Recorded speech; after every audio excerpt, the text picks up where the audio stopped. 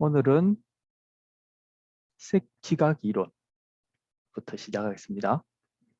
색지각 이론에는 세 가지 소개를 합니다. 첫 번째가 삼원색 이론입니다. 헬름홀츠 두 사람이요. 영이라는 사람과 융이라고 했나요? 제가 영이라는 사람과 그리고 헬름홀츠라는 두 사람이 그렇게 이 이론을 제시했는데 삼원색 이론이라 합니다. 빛의 삼원색이 뭐죠? 빨강, 파랑, 녹색이죠. 색의 삼원색은 뭐죠? 빨간, 노랑, 파랑 이렇게 우리가 배웠고 알고 있죠. 지금 여기서 보면은 R red, G green, B blue 해서 빨강, 녹색, 파랑 해서 빛의 삼원색을 가지고 설명하는 것이 삼원색 이론입니다. 바로 이렇게 세 가지 빛을 가지고 우리가 경험하는 모든 색깔을 설명할 수 있겠다 이렇게 생각하는 거예요. 우리 앞선 시간에 광수용계와 관련해서 간상체, 추상체 이런 거 배웠습니다. 간상체는 우리가 가시광선이라 얘기하는 그 파장대에 전반적으로 다 반응을 해요. 즉 가시광선 파장대 안에서 간상체의 반응 특성은 한 종류밖에 없어요. 그런데 추상체라고 하는 녀석들은 가시광선 안에서 그 반응하는 특성이 세 가지로 나뉘어요. 그래서 우리가 빨갛다라고 지각하게 되어지는 경험하게 되어지는 그러한 파장대 결국 700나노미터에 가까운 장파장이거든요. 거기에 가장 민감하게 반응하는 추상체들이 있고 그 다음째 우리가 그린, 녹색, 초록 예, 그렇게 지각하는 그러한 파장대에 가장 민감하게 반응하는 추상체 그룹이 있고 또 우리가 파랑이라고 지각하게 되어지는 그러한 단파장, 즉 400나노미터에 400나노미터에 가까운 그런 파장대들을 우리는 파란색이라 이렇게 지각하게 되거든요. 바로 그러한 단파장대에 가장 민감하게 반응하는 추상체 그룹이 있어요. 지금 여기서 보여주는 그림 4-21이 그걸 보여주는 거예요. 그래서 장파장에 가장 민감하게 반응하는 추상체들이 있는데 여기 한 600나노미터에서 가장 민감하게 반응하고 더 길어지거나 더 짧아지면 그 반응 정도가 이렇게 감소한다는 것을 보여주고 그런데 중파장 때도 단파장 때 400에 가까운 뭐 400 좀 더 되겠죠. 450 좀 될까요? 하여튼 거기에 가장 민감하게 반응하는 추상체들이 있는데 그보다 더 짧거나 더 길어지면 그 반응이 이렇게 감소하고 중파장 때 마찬가지로 이렇게 세 그룹으로 나눌 수 있다는 거. 이 녀석들이 뭐 바로 단파장에 가장 민감하게 반응하는 추상체, 중파장에 가장 민감하게 반응하는 추상체, 장파장에 가장 민감하게 반응하는 추상체들이 우리가 보고 있는 시야에서 그죠?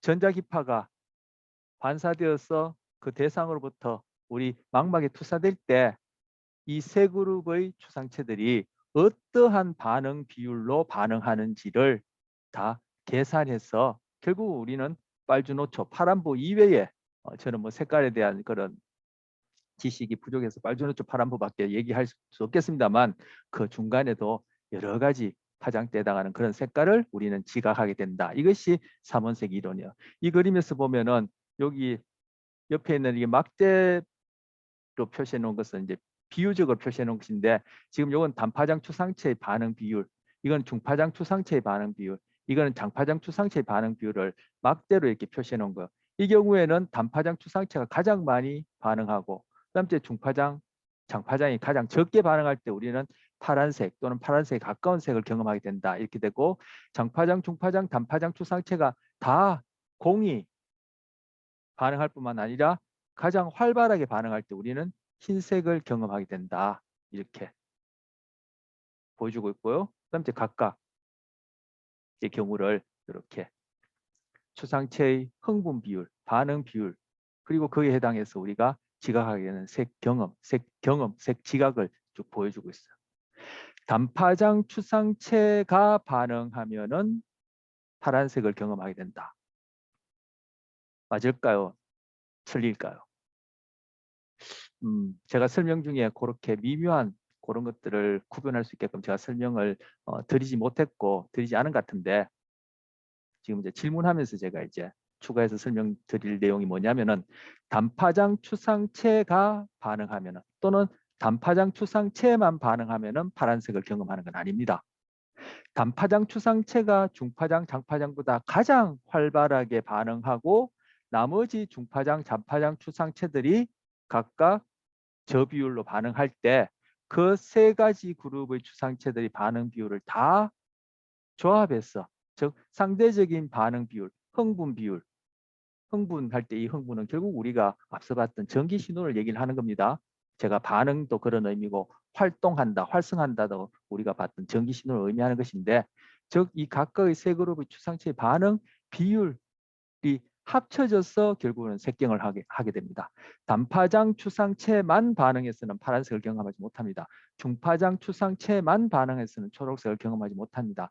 장파장 추상체만 반응해서는 빨간색을 경험하지 못합니다. 그래서 여기 보면은 다, 그죠? 빨간색을 경험하더라도 장파장 추상체가 가장 활발하고 나머지는 낮은 비율로, 초록의 경우는 중파장 추상체, 파란색의 경우는 단파장 추상체가 가장 활발하게 비율하고 나머지 것들도 같이 반응하는데, 그 전체적인 조합이 결국은 이러한 색깔을 경험하게 된다. 이것이 삼원색 이론입니다.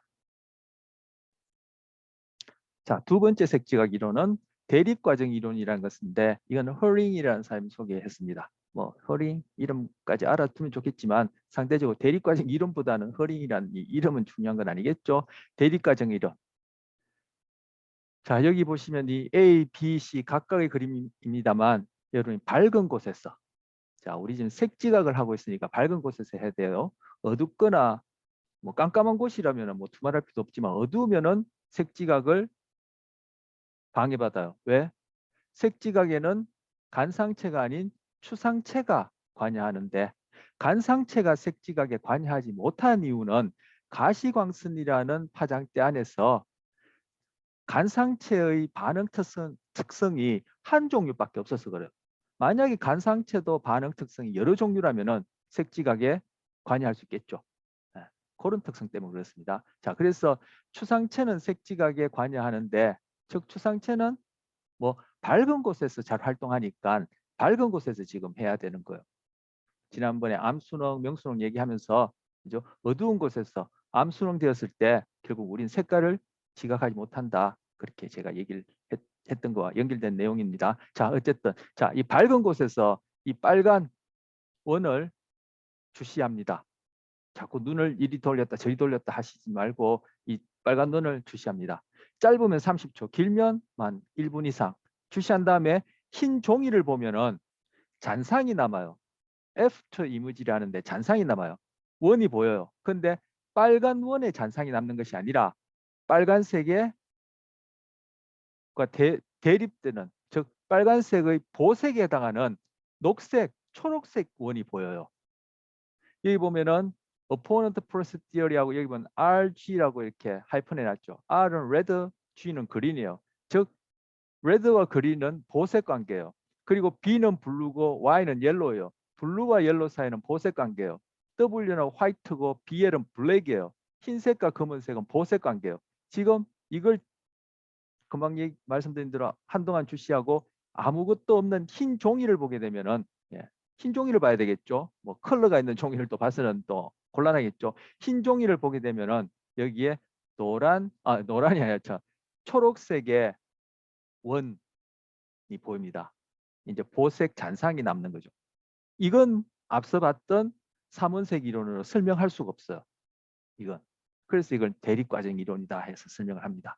대립과정 이론 설명하려면은 아까 봤던 삼원색 이론은 추상체가 세 가지 특성의 그룹으로 나눌 수 있다는 것 때문에 설명할 수 있는 것이고, 그걸로 인해서 우리가 지각하게 된 색경험인데, 지금 대립과정 이론 설명하려면은 우리 앞서 망막에서 광수용기 이외에 양극세포, 신경절 세포를 봤는데, 양극세포와 신경절 세포의 반응 특성, 그리고 이들 광수용기, 양극세포, 신경절 세포의 시냅스가 어떻게 이루어졌는지 이런 것들을 고려해야 돼서 좀 복잡합니다. 그 메커니즘은. 그러니까 그건 우리 생략하고, 어쨌든 그러한 메커니즘에 의해서 이렇게 보색 잔상을 경험한다라는 이론이 대립과정 이론입니다. 이 경우에도 마찬가지로 나중에 흰 종이를 보면은 파란색의 보색은 뭐죠?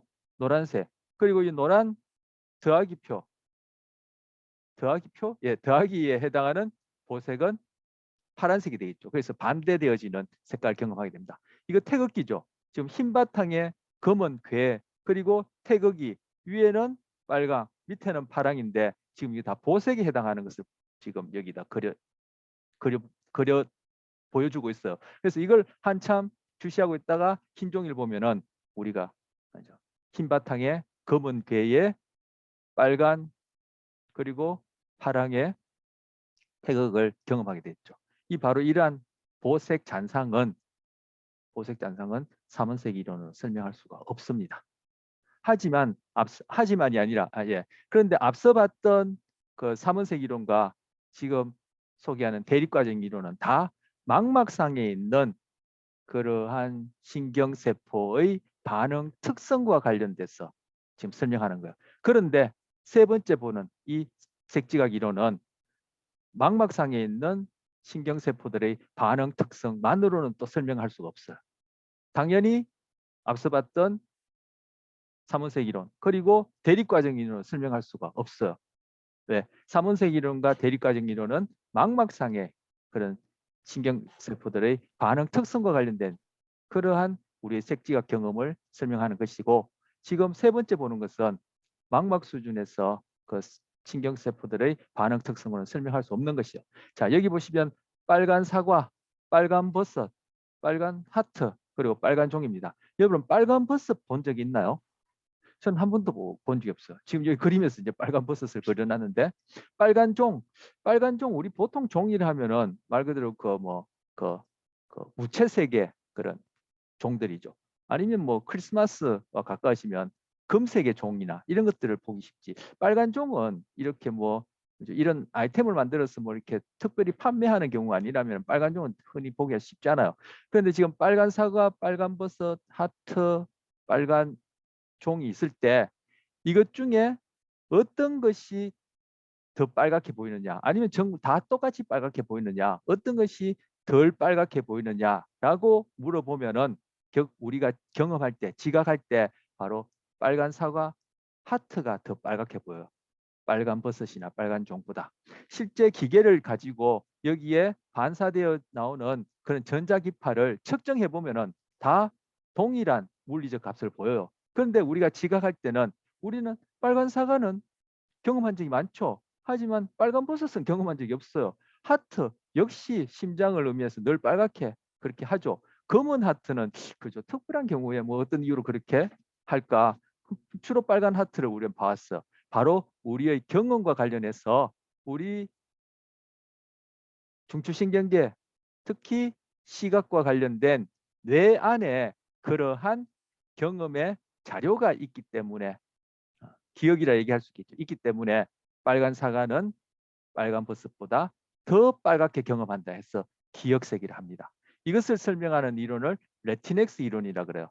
RETINEX theory. 레티넥스라 하는데 레티넥스는 레티나, 망막, 그리고 콜텍스, 이 콜텍스가 겉질 또는 피질이라 하는데 이것이 바로 대뇌, 피지를 의미합니다. 그래서 망막에 있는 세포들, 당연히 우리가 색깔을 보려면은 뭐 본다는 경험을 하려면은 광수용기도, 양극세포도, 신경질 세포도 다 거기에 적절하게 반응을 해야 되겠죠. 근데 그것만으로는 지금 여기 얘기한 기억색이라는 이런 경험을 하지 못하고 결국 대뇌 피질에 우리 경험과 관련된 어떠한 그러한 흔적, 기억이 같이 합쳐져서 빨간 사과는 빨간 버섯보다 더 빨갛게 경험한다. 이렇게 설명하는 것이 색지각 이론 세 번째 레티넥스 이론입니다. 레티넥스 이론이란 요 말은 우리 교재에 나오지 않습니다. 제가 참고해서 넣은 것입니다. 자, 그다음 형태 지각입니다. 자, 조금 전까지는 감각을 이해해서 시각을 중심으로, 그래서 시각만 본다 얘기했고, 금방 말씀드린 우리 지각과 관련된 그러한 보편적인 원리는 어느 감각에든지 다 적용할 수 있다라고 제가 이 장 4장 시작할 초두에 그런 말씀 드렸고, 이제 세 번째 지각의 원리입니다. 지각의 원리 안에도 뭐 운동 지각, 뭐 깊이 지각 여러 가지 있지만 우리 형태 지각과 관련해서 하나만 보려고 합니다. 자, 우리가 형태를 본다, 즉 모양을 본다, 즉 그것이 어떤 모양이다라는 것을 알 수 있으려면, 좀 전에 사과 같은 봤을 때 그 사과다, 저게 버섯이다, 종이다, 하트다, 이렇게 그것을 알게 되는 것은 먼저 전경, 예를 들어 사과를 본다 하면은 사과가 휘겨, 형 또는 정경에 해당하겠죠. 형이라고 하거나 또는 정경이라 하거나, 이 번역은 뭐 각각상이한데 영어로는 휘겨라 하고, 그리고 사과 이외에 그 뒤에 아까 검은 바탕은 배경, 그라운드, 이렇게 우리는 보자마자 즉각적으로 전경과 배경을 신속하게 구분하고, 어떻게 구분할까요? 소위 우리가 의식적으로, 우리가 하는 의식, 사고, 생각이라는 것은 다 언어적으로 하게 돼요. 우리는 다른 동물과 달리 그런 자연언어를 가졌기 때문에. 그죠? 하지만 의식이 다 언어적으로 이루어진 것은 아니죠. 이때 이렇게 신속하게 구분하는 것은 소위 우리가 흔히 얘기하는 무의식적으로, 비언어적으로 그냥 일어나는 거죠.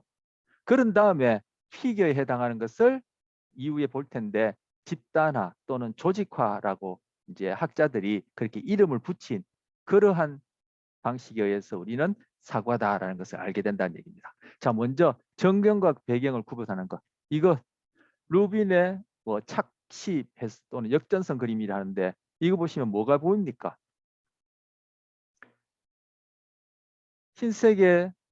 흰색이 신속하게 구분, 즉 무의식적 수준에서 흰색이 우리의 주의를 끌었다면, 즉 무의식적 주의가 일어났다면은 이건 잔으로 보이죠. 아주 뭐 일상에서 보기 드문 파티에서나 뭐 그런 뭐 로마와 관련된 어떤 영화 같은 데 보면은 그런 궁정에서 쓰는 그런 술잔 같이 보여요. 어떤 잔이 보일 테고, 검은색에 신속하게 구분되었다면, 즉 검은색에 우리가 무의식적으로 주의, 어텐션이 일어났다면은 마주보고 있는 사람 얼굴이 보이죠.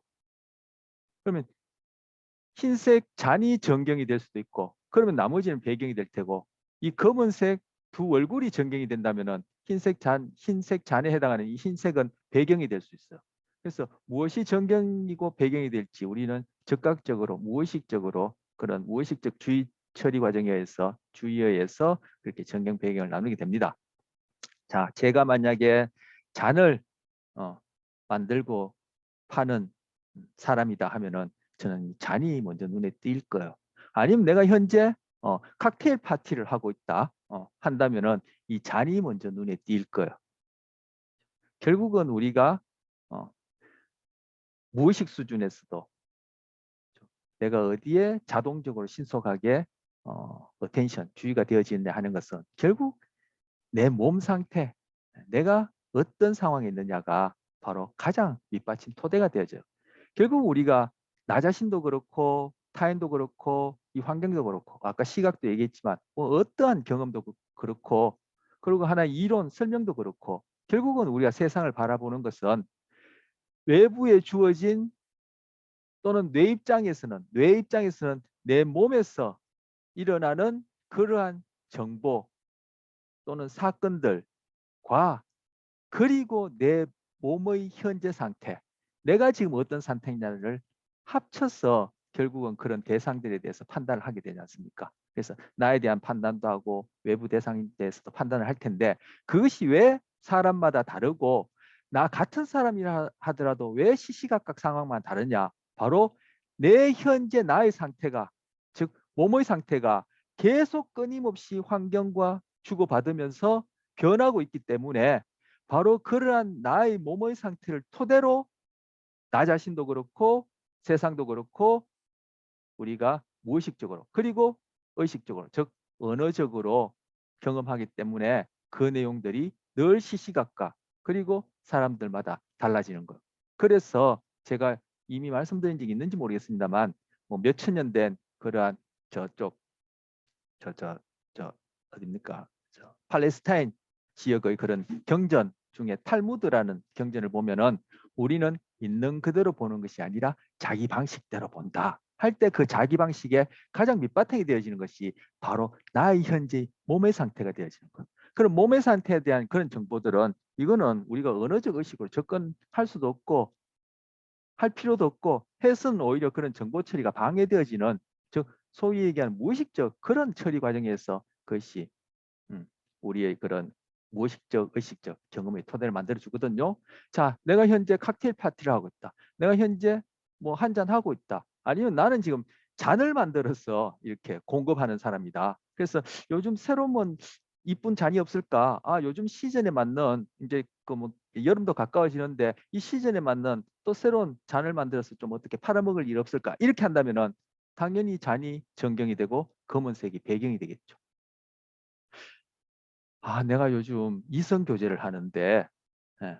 아, 뭐 수업 시간에도 막 상대방이 생각나고, 아, 요 며칠 전에 또 입맞춤을 했다, 할 뻔했다 하게 된다면은 이 잠보다 마주 보고 있는 이 사람. 저는 이거 입맞춤으로 이렇게 보여지는데, 아, 제가 요즘 그런 경험을 했나? 어쨌든 그렇게 이 두 사람 마주 보고 있는 이 두 사람이 전경으로 보이고 이 흰색은 잔이 아니야 그냥 배경으로 보일 거야. 이런 식으로 우리는 즉각적으로 전경과 배경을 나누게 됩니다. 그런 다음에 잔이 되었던 사람이 얼굴이 되었던 그렇게 전경 배경으로 나눈 다음에 그 다음 바로 집단화 조직화가 일어납니다. 자, 제가 잔이 전경이고 피겨고 검은색이 배경 그라운드라고 지각했다 합시다. 그래서 이 잔이라는 형태를 지각 경험하게 됐어요. 그럼 이 잔에 대해서 나는 또 구체적으로 집단화 조직화가 일어난다 이렇게 얘기를 하는데, 이 경우에는 순식간에 집단화 조직화가 일어나요. 집단화 조직화도 우리가 의식적으로, 즉 언어적 의식을 하는 것이 아니라 바로 무의식적인 수준에서 이러한 집단 조직화가 일어나서 이 형태, 잔이라는 것을 즉각적으로 알게 되는 거죠. 근데 우리는 의식하는 것만 의식하기 때문에 이것이 내가 의식적으로 일어난다고 생각하지만, 우리는 의식하지 못하는 부분은 전혀 모르기 때문에 그런 무의식 과정이 토대가 되어지고 그것이 더 많은 부분을 차지한다는 것을 우리는 항상 놓치죠. 그래서 그런 부분들을 지금 밝혀주고 보는 것이 결국은 이제 심리학이다 이렇게 얘기할 수 있고, 앞서 봤던 세 가지 색지각 이론도 그 삼원색 이론이니 대립과정 이론이니 기억색이니 그 과정을 여러분이 의식합니까? 평소에 그런 것들을 제가 말씀드린 그런 것들 경험할 때, 아, 그러한 과정들이 일어났다는 걸 여러분이 다 의식합니까? 아니죠. 그죠? 말 그대로 무의식적으로 일어나는 거죠. 그래서 빙산의 비유를 빌자면은 우리가 의식하는 것은 정말 일부분이고 그 아랫부분에 그 범위가 얼마인지도 모르는 그런 무의식 과정이 결국은 우리의 매 순간 삶, 그리고 내가 의식이라는 경험까지도 가능하기 좀 토대가 되어지고, 다른 동물들 같은 경우에는 상대적으로 그 부분에 영향을 더 많이 받겠죠. 우리는 상대적으로 빙산의 일각에 해당 부분이 좀 더 영향을 많이 받고 우리의 행동과 경험에 일조할 테고, 물론 절대값이 그것이 더 크다는 얘기는 아니고 상대적 프로포션이 우리에게 있어서는 그런 언어적 의식이 기여하는 바가 다른 동물에 비해서 많을 수 있다. 하지만 그 무의식적 토대, 다른 동물들과 공유하는 그런 무의식 토대는 그거는 뭐 엄청난 영향을 미치는 거죠. 그건 우리는 평소에 모르는 거죠. 그래서 여기서 전경과 배경을 나눈 것도 그렇고, 나눈 다음에 이것을 잔이라고 지각하게 될 때 일어난 집단화 조직화도 그렇고, 이건 벌써 무의식적 과정에서 순식간에 일어나는 일이요. 자, 흰색 제가 잔을 전경으로 피겨로 지각했다. 그래서 잔이라는 것을 알게 됐다는 것은 바로 집단화 조직화가 일어난 거예요. 어떻게? 여기서 요 부분을 따로 떼는 것이 아니라 이 전체를 한꺼번에 묶어버려서 지각한다는 거예요. 바로 집단화 조직한다는 거예요. 이게 바로 게슈탈트 심리학, 우리 앞에 봤던 형태주의 심리학. 자극을 부분 요소별로 지각해서 그것을 다 합쳐서 경험하는 것이 아니라 전체로 경험한다라는 것과 관련됩니다. 자, 뭐 요소주의가 되었던 환원주의, 구조주의가 되었던, 아니면 그것과 대응되는 게슈탈트의 형태주의가 되었던 그것을 요소로 경험해서 그것을 합쳐서 무엇이다, 또는 전체로 그냥 통짜로 경험해서 무엇이다 라고 알게 되던 두 경우 다 내가 의식적으로 알게 되는 것은, 그죠, 최후의 결과고 그 이전에 요소로 의식해서 합치는 과정이 되었던 전체를 그죠? 집단화하는 과정이 되든 그 다 무의식적으로 일어나는 것을 얘기하는 거죠. 예, 무의식적으로 일어나고 그 결과만 결국 언어적으로 우리가 의식할 수 있는 것만 우리는 경험, 즉 의식적으로 경험하게 되는 겁니다. 그래서 우리 경험에 그 빙산의 비유를 다시 빌어서 얘기하자면 우리 경험에 그죠? 무의식적인 그런 부분은 바로 수면 아래 숨겨져 있는 그 부분이다. 이렇게 얘기할 수 있는 거죠. 자, 여기서 이제 집단화 조직화는 이제 게슈탈트 심리학의 심리학 또는 형태주의 심리학에서 얘기하는 그러한 방식과 관련된 것이라는 걸 조금 전에 얘기했습니다. 자, 구체적으로 그러면 집단화 조직화 어떻게 일어나느냐? 자, 지각 집단화하고 제가 형태주의 조금 전에 말씀드린 거 여기 참고로 넣어놨고, 우리 교재에 보면은 이것과 관련해서 151쪽에 그림 4-13 4-31 해서 지각 집단화의 원리, 원리 사실 이런 원리가 있는지 어떤지는 모르겠지만 그죠? 실험을 통해서 우리가 이제 이름을 학자들이 이렇게 이름 붙인 거죠. 우리는 이런 식으로 지각하는 경험하는 경향성이 있다 해서 그걸 우리가 언어적으로 구별하기 위해서 설명하기 위해서 이렇게 원리를라고 이름 붙여서 하나 둘셋넷 다섯 여섯 일곱 가지 해서 근접선부터 뭐 공통연리에서 원리를 붙인 것이지 이런 원리가 다른 동물들 뿐만 아니라 인간에게 이것이 어떤 그 실체로서 그렇게 존재한다 이렇게 볼 수는 없는데 어쨌든 이렇게 이름을 붙인 원리가 이렇게 근접성, 유사성, 연속성에서 쭉 나옵니다. 그 중에 제가 다 보진 않고 완결성과 관련해서 제가 그림 하나 여기서 보여주고 있습니다. 교재에도 보면 완결성과 관련해서 이와 유사한 것이 있는데 자, 이거 딱 봤을 때 뭐가 보입니까? 이걸 분트의 구조주의, 요소주의, 환원주의로 보자면은 그냥 이렇게 검은 얼룩들, 그리고 흰 얼룩들. 그래서 뭐 검은데 제가 검은 것을 피겨로 삼았다면 흰 것은 바탕이 될 테고 흰 것을 피겨로 삼았다면 검은 것이 바탕이 되겠죠. 어쨌든 흰 얼룩과 검은 얼룩이 있는 거예요. 그런데 그렇게 보지 않죠. 이게 뭐 봅니까? 나무가 있고 이 이렇게 뭔가 사람들이 다닐 수 있는 길 같은 것이 저는 그렇게 여겨지고 여기 달마시안이 한 마리 있죠. 바닥에 코를 대면서 그뭐 킁킁거리고 냄새를 맡는지 달마시안이 이렇게 걸어가는 이런 모습이 보여요. 결국 분트의 구조주의, 환원주의, 요소주의를 보면은 흰 얼룩과 검은 얼룩 밖에 없는데 우리는 어떻게 바로 여기서 완결성이라고 이름 붙일 수 있는 그러한 집단화, 조직화 원리에서 덩어리져서 통짜로 본다는 거. 이거는 달마시안. 그리고 여기는 나무가 있고 주변에 이렇게 뭐 나무 주위에 이렇게 풀이나 이렇게 도두어진 흙들이 있고 길이 나 있고 이런 형태로 본다는 거. 자, 여기 보시면 패턴성에서 패터니스티라고 이렇게 부르는 용어가 있는데 지금 이 동영상은 완결성 그리고 우리 교재에서 그 이외에 집단화의 원리라고 얘기하는 것을 한마디로 패턴성이라고 이렇게 소개를 합니다.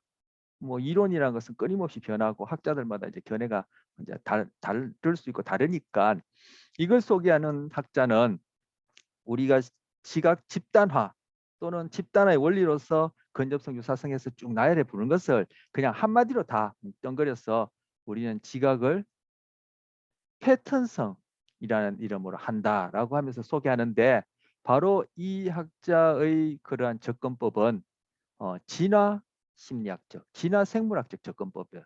우리 앞서 심리학 안에도 그런 뭐 접근법에서 행동주의, 뭐 기능주의, 뭐 구조주의 이렇게 살펴봤었죠. 생물학적 접근 이런 것도 있었고, 근데 이 사람은 진화 심리학적 접근, 심리학 관련해서는 진화 심리학, 그리고 뭐 생물학 관련해서는 그런 진화론과 관련된 그러한 입장에서 바로 이러한 달마시안을 경험하게 된 것을 소개합니다. 예, 우리 이거 동영상 다 볼 수는 없습니다. 이게 한 19분 32초에서 앞뒤 뭐 짜투리 떼면 한 19분 정도 되는데 이것 한번 보길 바랍니다. 이후에 제가 종종 언급할 겁니다. 우리 첫째 시간, 거의 첫째 시간에 제가 그 리베스의 자유의지 실험 종종 언급했었죠. 자, 이것도 이후에 종종 언급하게 됩니다. 자, 이 제목이 뭐냐면은 The Pattern Behind Self-Deception이에요. 자기 기만의 패턴이에요. 우리는 다 자기 기만적입니다. 현재도 여러분과 비대면으로 만나고 있는 중에 저도 저 스스로를 기만하고 있을 겁니다. 그건 제가 뭐 의식하지 못하죠. 물론 이후에 의식적으로 제가 확인하고 그러지 말았을 걸. 뭐 어쩔 수 없다. 또는 뭐 앞으로 안 그래야지 하지만 다음에 또 기만할 겁니다. 바로 우리에게 그런 속성이 있다는 걸. 그게 왜 그런지 바로 진화 심리학에서 나름대로 또 그걸 설명합니다. 우리는 왜 자기 스스로 그걸 늘 속이는지 설명하는데 그건 지금 제가 얘기할 필요 없고 할 수 없고 이 동영상 안에도 그런 내용들을 좀 보여줍니다. 근데 이걸 지금 강연하는 분이 마이클 시어머라는 사람이에요. 이 사람 이 테드 동영상에 이 사람 이름 넣으면 동영상 많이 뜹니다. 그리고 뭐 책 검색하면은 베스트셀러가 몇 가지 있어요. 그래서 이 사람이 뭐 종교, 미신, 뭐 비과학적인 어떤 우리의 그런 사고나 경험에 대해서 주로 연구하는 학자인데 이것 한번 보길 바랍니다. 한글 자막 주어지고 있고요. 그리고 배속을 한글 자막 주어지고 있고 배속을 빨리 해서 한 1.5배로 그렇게 보시면 그죠? 한 8분, 10분 내로 보실 수 있을 거예요. 그래서 수업 끝나고 아니면 쉬는 시간에도 한번 보면 좋을 것 같아요. 제가 이후에 뭐 이것을 종종 언급하게 될 겁니다. 미루면은 못하게 되죠. 그렇게 수업 끝나면 그냥 휘직 한번 보세요. 자, 이거 제가 볼 수는 없고요. 여기에 보면은 우리가 이후에 하게 될 학습 심리학과 관련된 그런 얘기도 여기 나오고요. 비둘기 그림 보이시죠? 그리고 지금 이런 부분들이 바로 이제 지각과 관련된 우리의 경향성, 다른 동물들과 우리가 공유하고 있는 그런 근본적인 경향성을 얘기를 하고, 여기 달마시안 얘기가 나오고, 그죠?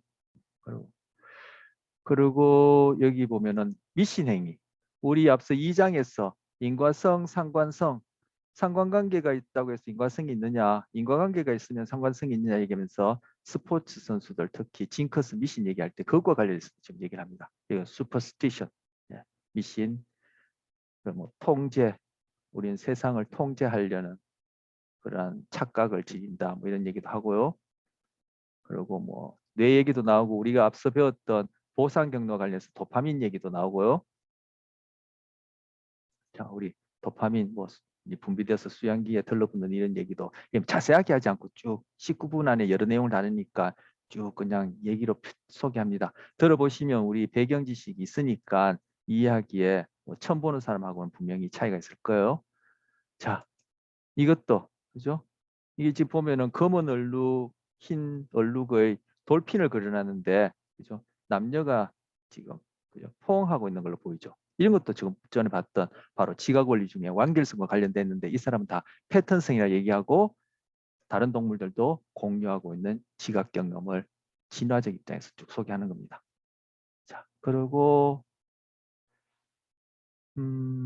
또 뭐가 있을까? 뭐 다 볼 수는 없고 자, 끝에 부분 제가 뭐 볼 수는 없다고 했는데 끝 부분만 하나 보죠. 자. This is the venue they chose for their fake auditions for an advert for lip balm. We're hoping that we can use part of this in a national commercial, right? And this is a test on some lip balms that we have over here. Okay. And these are our models who are going to help us, Roger and Matt. Okay. And we have our own lip balm, and we have a leading brand. Okay. Would you have any problem kissing our models to test? You wouldn't? No. You think that was fine? That would be fine. Okay. So that this is a blind test, I'm going to ask you to go ahead and put a blindfold Okay. on. Okay, now can you see anything? No. Hold up so you can't even see down. Okay. It's completely blind now, Yeah. right? Yes. Okay. Now what I'm going to be looking for in this test is how soft it makes the lips, okay, the texture, right, and maybe if you can discern any flavor or not. Okay. Have you ever done a kissing test before? You excited? Take one step in. Okay, now I'm going to ask you to pucker up big, and lean in just a little bit, okay? Okay. All right.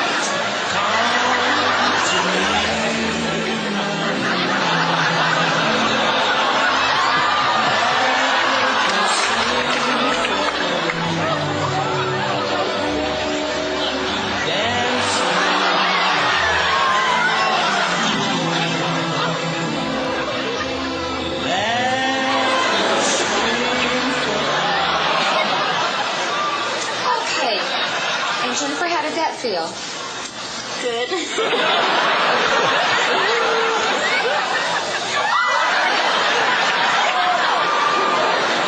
Oh my God.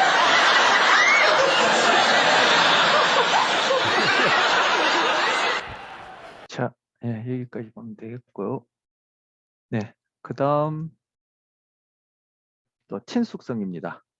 우리 교재는 친숙성이 152쪽에 나옵니다. 자, 여기 보시면 이것도 뭐 환원주의적으로 보면은 그냥 뭐 그죠? 다 얼룩들이죠. 그리고 우리가 삼원색 이론을 보자면 뭐 녹색, 뭐 흰색, 갈색 이런 것들 추상체에 의해서 우리는 그렇게 추상체들의 그런 반응 비율에 의해서 우리는 이렇게 뭐 지각한다 이렇게 얘기할 수 있을 테고 대립과정 이론도 여기에 관여할 수 있을까요? 우리가 지금 잔상을 보는 건 아니니까 대립과정은 이렇고 그렇고 기억색, 기억색도 여기에 관여할 수 있을 테고 자 어쨌든 우리가 보고 있는 이미지입니다. 그런데 바로 여기 보면은 사람 얼굴들이 보여요. 여러분들 이미 보신 사람도 있을 거예요. 인디언 얼굴들인데 여기 13개가 있다고 해요. 저는 이제 찾아봤었는데 여러분들 한번 찾아보기 바랍니다. 여기 하나 있고 뒤에서부터 보죠. 하나, 둘, 셋, 넷, 다섯, 여섯, 일곱, 여덟, 아홉, 열, 열하나, 열둘, 하나가 더 어디 있지? 제가 다 찾아드리면 안 되는데 여러분이 찾아봐야 재미가 있을 텐데 어쨌든 이런 식으로 바로 얼굴에 대해서 우리는 친숙하기 때문에 그것을 집단화, 조직화해서 이렇게 구별할 수 있다는 거. 얼굴에 대해서 친숙, 즉 아까 우리의 색깔과 관련해서도 기억색, 빨간 사과, 빨간 하트에는 친숙하기 때문에 그것은 빨간 버섯보다 정말 더 빨갛게 경험하는 것처럼 이거는 지금 형태에 있어서 우리가 얼굴들을 이렇게 구별해낼 수 있는 것은 얼굴에 대해서 친숙하기 때문이라는 거예요. 즉 얼굴에 대해서 경험이 있기 때문이라는 거예요. 그렇지 않다면 이것들은 가려낼 수도 없을 뿐만 아니라 그냥 얼룩으로 보이겠죠. 바로 이것이 지각 집단화 관련해서 친숙성이라 이름 붙인 건데 이것조차도 아까 마이클 시험에 들어가면은 그죠 친숙성이니 연결성이니 뭐 근접성이니 유사성이니 이렇게 복잡한 개념 안 붙이고 진화 심리학적으로 한마디로 패턴성의 이름으로 딱 얘기를 합니다. 저는 개인적으로 그게 더 좋은 설명이라 얘기를 합니다. 생각합니다. 여러분 혹시 오캄의 면도날이라는 그러한 용어 들어봤습니까? 잠깐만요. 제가 이걸 오캄의 면도날이라는 그런 용어 들어봤습니까? 오캄제 레이저라고 하는데 오캄이라는 중세 수도사가 제안한 그러한 과학적인 이론 또는 효율적인 설명이라는 것은 이러이러한 조건을 갖춰야 된다라고 하는 그러한 내용이에요. 그래서 흔히 과학에서 좋은 이론이란 뭐 과학이 아니라도 소위 우리가 이제 이론이라 얘기할 때 좋은 이론이란 무엇을 좋은 이론이라 하느냐? 최소한의 개념으로 최대한의 현상을 설명할 수 있을 때 효율성이 높고 좋은 이론이라 얘기를 해요. 자, 우리 지금 지각 심리학에 여기서 이제 지각 집단의 원리를 하나, 둘, 셋, 넷, 다섯, 여섯, 일곱 가지로 설명하고 있는데 이것보다도 더 많을 수 있어. 감각과 지각이라는 그런 전문 또 하위 심리학을 보면은 이런 개념을 많이 가지고 지각 집단을 설명하는 것하고 좀 전에 마이클 셔머 내용을 읽어보시면 여러분이 뭐 또 무슨 얘기를 하는지 아시겠지만 바로 진화 심리학에서 얘기하는 패턴성이라는 그러한 것, 그리고 다른 동물에게까지도 다 적용해서 설명할 수 있는 그런 이론하고 어떤 게 더 효율적이냐, 바로 오캄의 면도날, 오캄즈 레이저라는 그런 입장에서 보면은 바로 제가 소개하고 싶은 그 동영상에서 접근하는 법이 훨씬 더 설명력이 있죠.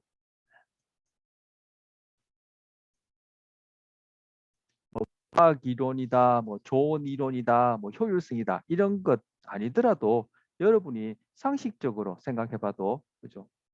가장 심플하면서도 다양한 현상을 설명할 수 있으면은 그걸 여러분이 뭐 좋아라 하지. 뭐 이렇게 경우에마다 이렇게 뭐 원리란 이름으로 이렇게 붙여 설명하는 것은 비효율적이다 이렇게 볼 수 있겠죠. 여러분이 어떤 요즘 뭐 그런 미디어, 매스 미디어 상으로 그런 광고도 많이 봅니다만 공구가 하나 있는데 말 그대로 맥가이버 칼처럼 그런 맥가이버 공구가 하나 있어서 이건 못질도 하고 그죠? 드라이버, 그 나사도 뭐 풀기도 하고 또 뭐 또 자르기도 하고 이런 공구가 있다면은 저는 그걸 살 것 같아요. 여러분은 어떤지 모르겠지만. 그런데 못질할 때마다 또 이거, 나사 풀 때는 이거, 자를 때는 또 저것, 뭐 조일 때는 이거 해서 가까이 공구를 하면은 그냥 공구 상자 산더미만큼 필요할 수도 있는데, 산더미는 너무 과한가요? 필요할 수도 있는데 딱 맥가이버 칼에 해당하는 것처럼 맥가이버 뭐 어떤 뭐 그런 게짓 같은 가제트 같은 그런 공구가 하나 있다면은 들고 다니기도 쉽고 어느 경우에도 적용해서 사용하기 쉽겠죠. 바로 그런 식의 이론의 장단점을 비교하는 것이 오캄즈 레이저, 오캄의 면도날이라는 그런 기준이에요. 네. 자, 어쨌든 교재에서 소개하고 있는 집단 원리 중에 완결성과 친수성 두 가지만 살펴봤습니다. 자, 그다음 지각의 원리. 자, 형태 재인입니다. 그렇다면 아까 제가 어떻게 잔이라는 것을 알게 되었고 재인, 즉 잔이라는 것을 알아보게 되었고 달마시안이라는 것을 알아보게 되었고 그리고 사람 얼굴이라는 것을 알아보게 되었습니까? 그걸 이제 소개하는 거예요. 자, 만약에 제가 달마시안을 한 번도 본 적이 없다. 그냥 말 그대로 똥개만 봤다 하면은 이 전박이 이걸 가지고 달마시안을 구별하기는 쉽지 않을 거예요. 근데 요즘은 워낙 뭐 여러 종류의 개들을 우리가 직간접적으로 보았으니까 많은 사람들이 달마시안을 알아보겠지만 달마시안에 대한 경험이 없다 하면은 이게 그죠, 여기서 달마시안 찾아내기는 아마 불가능할 수도 있어요. 그죠? 그러니까 바로 이것이 이제 경험이 관여하는 것이죠. 그렇다면 얼굴 같은 경우에는 얼굴 뭐 우리가 뭐 눈만 뜨면 보는 게 얼굴 아닙니까? 요즘은 이제 거울, 요즘이 아니라 이제 거울이 있어서 자기 얼굴도 보는데, 그럼 이 얼굴에 대해서는 우리는 그러면 어떻게 금방 이렇게 집단에서 알아보지?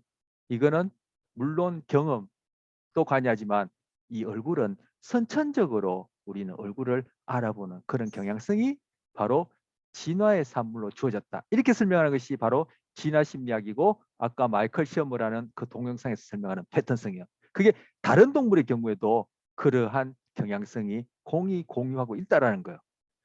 이것 오늘 4장 이 내용 후반부에서도 살펴보겠지만 이후에도 또 발달과 관련해서 할 때도 나옵니다. 그래서 우리는 출생한 영아들 출생한 지 20분만 되더라도 여러분 출생한 지 20분 지나는 애기 본 적이 있나요? 뭐 조카나 그죠 주변에서 여러분 아직 뭐 볼 경우가 좀 드물겠죠. 앞으로 여러분이 이제 직접 보게 될 경우는 있을지 몰라도 출생한 지 20분만 되더라도 얼굴에 대해서 반응합니다.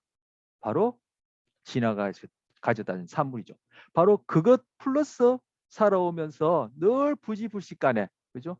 의식적이든 무의식적이든 그런 경험에 의해서 이런 얼굴들을 쉽게 찾아낸다는 거예요. 이거 그냥 얼룩, 녹색 얼룩, 뭐 이렇게 갈색 얼룩, 흰색 얼룩으로 여기지 않고.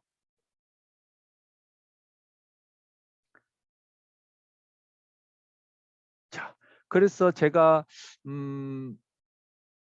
또 이런 표현을 했는지 제가 기억이 희미한데 우리가 질병이 되었던 건강이 되었던 지금 우리가 하고 있는 감각 지각이 되었던 앞으로 하게 될 학습 기억이 되었던 성격이 되었던 발달이 되었던 이 심리학뿐만 아니라 통틀어 다른 동물 포함한 인간이라는 것을 설명할 때 우리라는 존재는 다른 동물을 포함해서 이 생물의 존재는 바로 선천적 요소와 후천적 요소의 합작품이다. 즉 선천적 요소와 후천적 요소의 상호작용으로 매 순간 우리의 행동과 경험을 또는 건강과 질병을 결정하게 된다. 이렇게 설명하고 그것을 비유적으로 장전된 총알과 방아쇠 당기기 이렇게 비유합니다.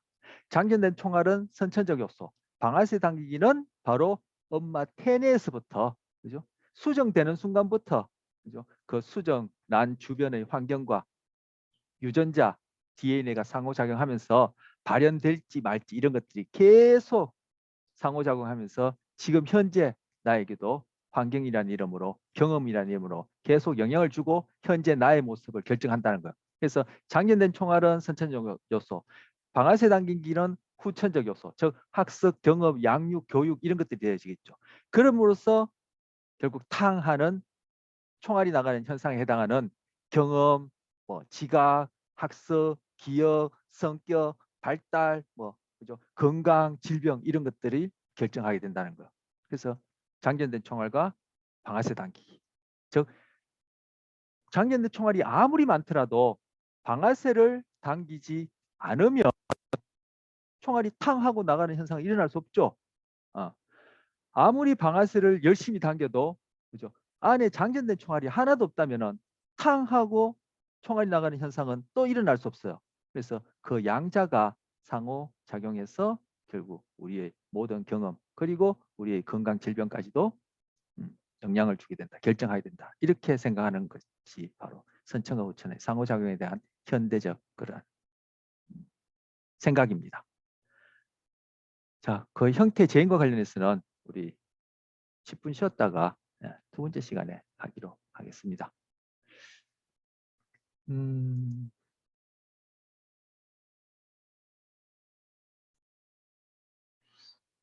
형태 제인입니다. 자,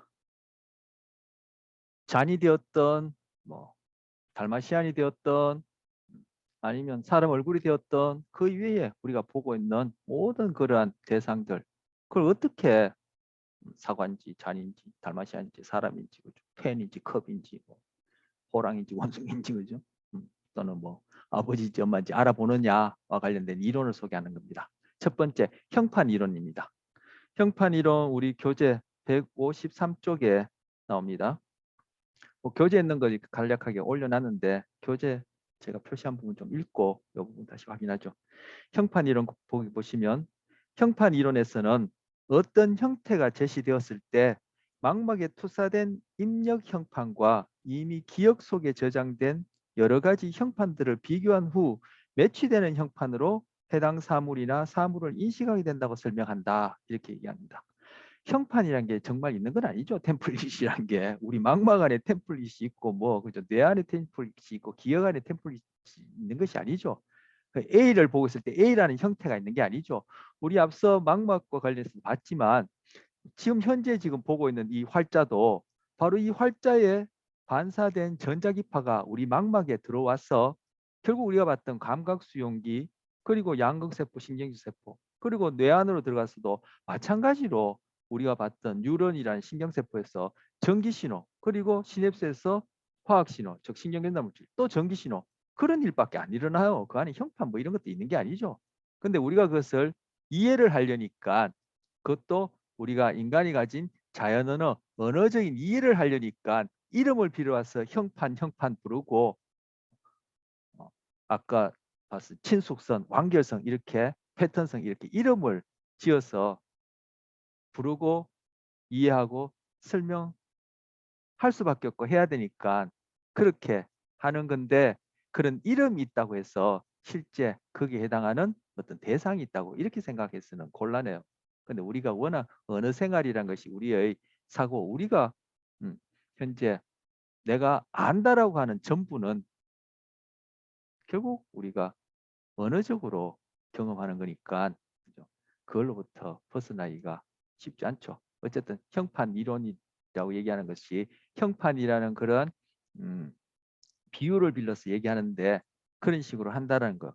그렇다면은 자 지금 153쪽의 형판 이론이라는 거기에서 두 번째 단락 그러나라고 시작하는 두 번째 단락에서 하나 둘 셋 네 번째 줄에 보면은 그렇다면 형판 이론에 따르면 이 모든 차이라는 것은 A를 보거나 B를 보거나 C를 보거나 물고기를 보거나 달마시안을 보거나 달마시안에 서 있거나 앉아 있거나 컵이 뒤집어졌거나 옆으로 누워져 있거나 뭐 안경을 그죠 뭐 쓰고 있거나 벗고 있거나 얼굴을 옆모습을 보이거나 정면을 보이거나 뭐 거꾸로 보거나 하면은 그 각각의 이미지에 대해서 모든 형판을 지녀야 된다는 얘기예요. 즉 이 모든 차이에 상응하는 형판들이 필요하게 되며 따라서 형판의 수가 충분히 많아야 된다. 충분히 많은 것이 아니라 기하급수적으로 많아야 되겠죠.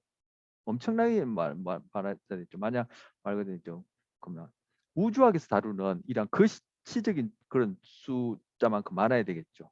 자, 아까 제가 오캄 즈 레이저, 즉 오캄의 면도날이라는 걸 가지고 좋은 이론이 무엇이냐고 얘기했는데 이 경우에도 지금 뭐 이 형판 이론 자체가 아니라 만약에 형판 이론에서 얘기한 것처럼 각각의 우리가 경험하는 그런 대상마다 형판을 지니고 있어야 된다면은 굉장히 비효율적이죠. 그래서 아까 오캄의 면도날은 이론에 관해서 얘기하는 것이고 형판 이론에서 얘기하는 이러한 각각의 대상들 그리고 그 대상들의 방향, 위치 뭐 그에 따라 또 그게 상응하는 각각의 그러한 형판이 있어야 된다는 것은 얼마나 비효율적이냐라는 것을 지적합니다. 이것은 뇌의 기억 부담을 높이고 효율성을 떨어뜨린 방식일 것이다. 그죠? 즉 우리 뇌, 즉 신경계가 지닌 그러한 정보 처리라는 측면에서 볼 때 이것은 타당하지 않다는 얘기를 하는 거죠. 그래서 앞서 지각 이론에 있어서도 그렇게 많은 이론들보다 가능한 한 단순한 이론 그리고 지각뿐만 아니라 그리고 이 우주를 설명하고 인간을 설명하는 데 있어서도 뭐 정치, 경제, 법 할 것이 모든 우리의 소위 인간이 설명하고자 하는 인간의 그런 뭐랄까요? 다른 동물들은 그런 짓거리를 안 하는데 우리는 언어를 가졌다는 덕분에 그러한 학문이라는 이름으로 그런 이론들을 만들어내는 짓거리를 하는데 물론 우리가 살아가는데 필요한 기능이긴 하지만 그러한 덕분에 우리는 여러 가지 이론을 만들 때 어떤 게 효율적인 이론이냐 바로 오캄즈 레이저라는 기준을 만족할수록 효율적이다. 그걸 이제 아까 얘기한 것이고 지금 이 경우에는 내역의 기억 부담을 높이고 효율성을 떨어뜨리는 방식이 될 수 있다. 형판 이론 그렇게 얘기를 하고 있습니다. 그래서 형판 이론의 원리는 주로 입력되는 영상의 종류가 적고 영상의 변형이 제한적인 영역 예컨대 수표 발행 번호나 숫자나 바코드 시스템이 응용된다. 그래서 그 지금 숫자, 바코드 뭐 이런 것들을 이용하는 것이 바로 형판 이론을 적용한 경우라고 보여지는데 우리가 바코드나 숫자처럼 그런 식으로 우리가 대상을 지각하는 것은 아니겠죠. 바로 바코드나 숫자 이것들은 바로 우리가 가진 그런 언어적 능력, 달리 하면 로직이라는 것들, 그 기능을 여기에 극대화해서 만든 것이 바로 이런 경우다 볼 수 있습니다. 바코드를 이용하는 그런 시스템들. 그러니까 인공지능이 이런 것도 이제 적용하죠. 하지만 인공지능이 갖고 있는 그런 형태제인이라는 것이 인간의 형태제인, 즉 결국 뭘 알아본다, 색깔이 되었다, 모양이 되었다, 뭘 알아본다는 것을 있는 그대로 구현할 수 있을까? 아직까지는 좀 많은 간극이 있죠. 소원하다고도 볼 수 있고. 자, 두 번째는 속성탐지 이론입니다. 속성탐지 이론도 153쪽에 속성탐지 이론 제일 아래쪽 시작하는데 형판 이론에서는 하나의 대상이 전체적인 하나의 형판 단위로 기억되고 인식된다. 이와 달리 속성탐지 이론에서는 대상이 지닌 세부 속성들을 토대로 사물을 인식하고 해석한다. 그래서 A를 볼 때 저장되어 있는 두 개의 사선, 한 개의 수평선이라는 그런 기하학적 특성, 속성을 탐지해서 A라는 걸 알아본다는 거예요. 그럼 A가 이렇게 좀 빗들 약간 기울어졌어, 그죠? 그렇게 쓰여도 두 개의 수평선과 하나의 사선 A다 알아보고 뭐 이렇게 날려 쓰고 여러분 다 뭐 이게 그 뭡니까 이그 갑자기 생각이 나 이거 필체 필체가 다 다르죠. 하지만 그 누구든지 그죠 한글을 배운 사람이면 또는 영어를 배운 사람이라면 알아보죠. 그게 바로 이제 그 필체가 다르지만 그게 공통된 속성이 있어서 그것을 알아본다는 것이 바로 속성 탐지 이론이에요. 자, 그다음 원형 이론. 원형 이론도 교재에 보시면 자, 그 154쪽의 원형 이론, 형판 이론과 달리 원형 이론에서는 특정 대상의 이상적인 형태, 아이디얼 폼, 즉 대상의 원형이 저장되어 있다고 보며 이 원형과 입력된 형태가 대조됨으로써 형태제인, 그것이 무엇인지 알아보게 된다고 설명하는 것이다 얘기하고 있습니다. 자, 여기서 아이디얼 폼, 이것을 원형, 이상적인 형태라 얘기하고 금방 읽었던 그 154쪽 원형 이론 거기서 하나 둘 세 번째였어. 여기에서 원형 프로토타입이란 그 대상 범주를 평균적으로 잘 대표하는 특정 대상의 가장 전형적인 티피컬한 사례를 의미한다 해서 아이디얼 폼이나 뭐 프로토타입이나 티피컬한 뭐 사례라는 말이나 전형적인 사례라는 말이나 뭐 대동소이하게 같은 것을 의미합니다. 바로 여기서 아이디얼 폼에 해당하는 프로토타입이 바로 플라톤의 이데아론을 얘기를 하는 거예요. 자, 그리고 여기서 원형 프로토타입에 해당하는 것을 다른 말로 제가 표현하자면 개념이 바로 그런 것이죠. 우리 어떤 개념을 갖고 있다면은 그죠? 그 개념이라는 것은 뭐 강아지, 자동차, 뭐 안경, 컴퓨터, 컵, 뭐 책 이렇게 얘기를 하면은 가장 우리는 그 책의 모양도 다르고 뭐 강아지 모양도 다르고 물고기 모양도 다르고 컵의 모양도 다르지만 결국은 그것들은 다 컵으로 묶어서 형태제인 알아볼 수 있는 가장 프로토타입, 즉 프로토타입에 해당하는 개념을 우리는 갖고 있다. 그걸 가지고 우리는 형태제인을 한다. 그것이 무엇인지 알아본다. 이렇게 얘기할 수 있는 게 여기에 해당하는 겁니다. 그래서 원형은 그래서 뭐 우리가 흔히 얘기하는 개념에 이렇게 해당한다 볼 수 있는데 바로 이 개념이라는 것이 우리는 개념하면 흔히 언어적인 개념만을 생각하는데 그렇지 않다는 거죠. 지금 얘기한 형판이론, 속성탐지론, 원형이론 이건 여러분이 의식하는 과정 속에서 이것이 일어나가지고 그것이 사관지, 달마시안인지 얼굴인지 알아보는 그걸 얘기를 하는 거 아닙니다.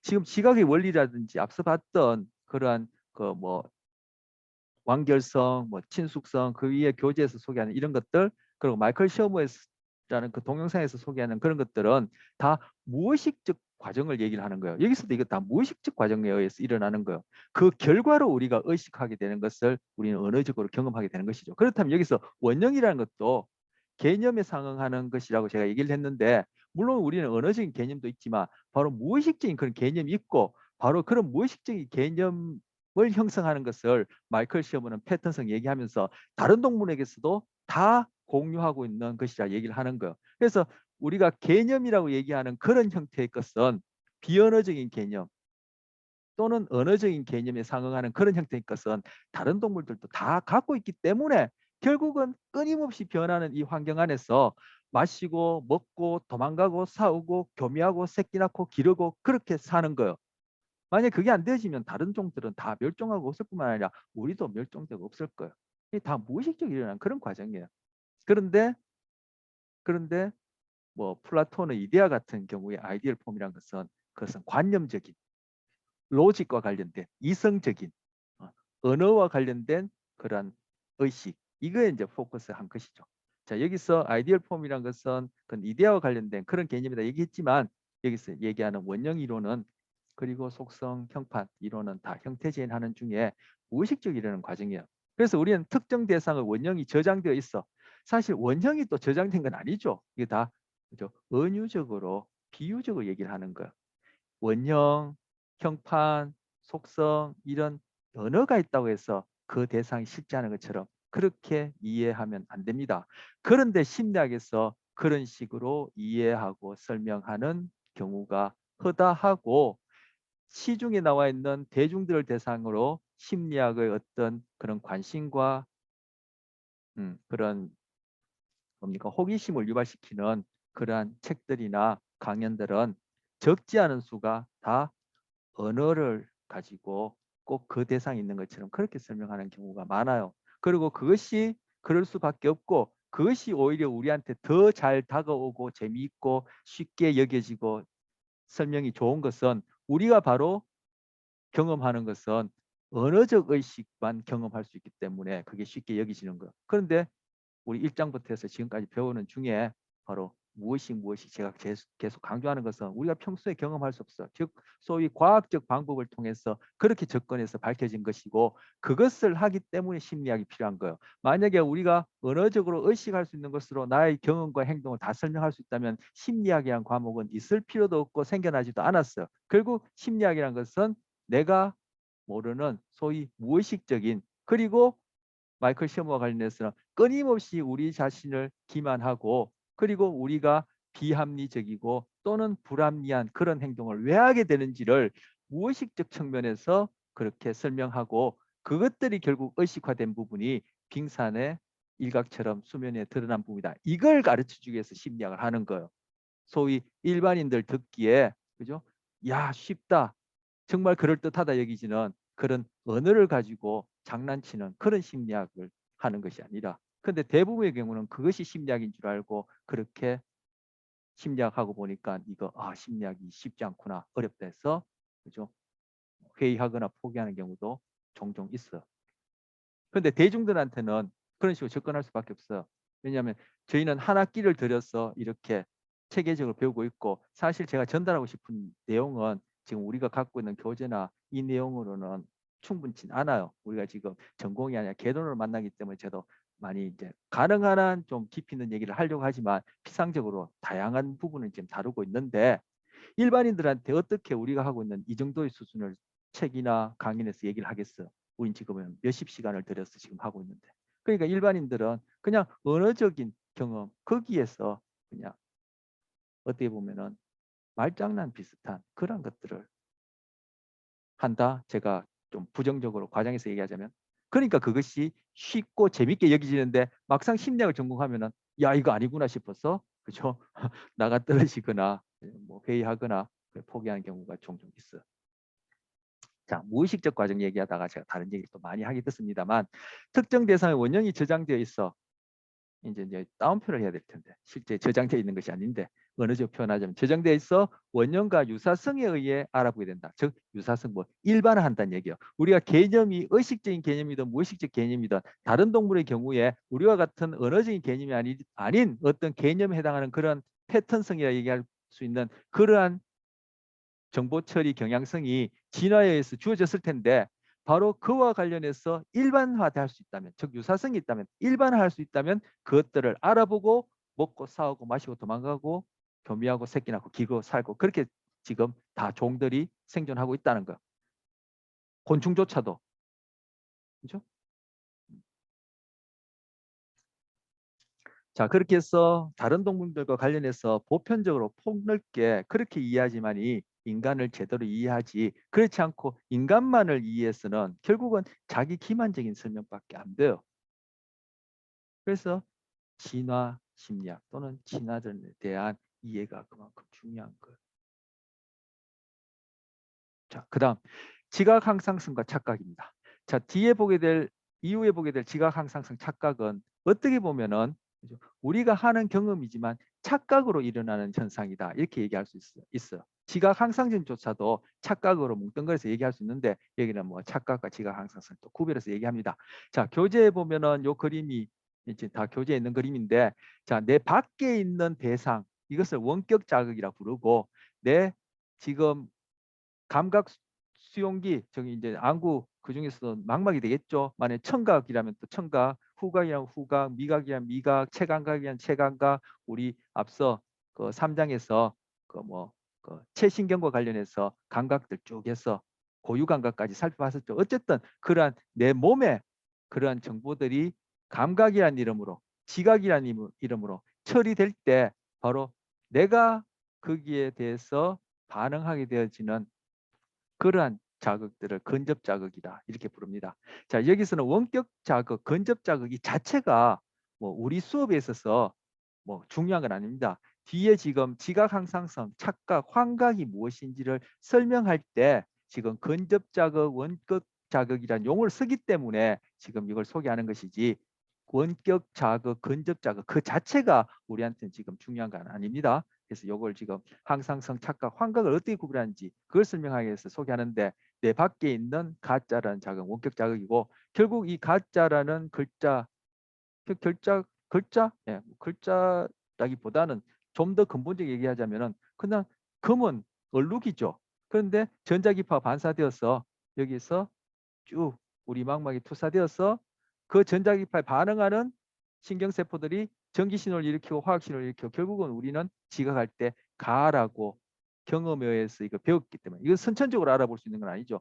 경험에 의해서 배웠기 때문에 우리는 가짜를 경험하게 되는데 바로 이렇게 우리에게 주어진 이런 자극을 근접 자극이다 이렇게 구별할 때, 자, 지각 항상성은 원격 자극은 변했는데 근접 자극은 불변한 것처럼 경험하는 게 지각 항상성이에요. 그 뒤에 볼 거예요.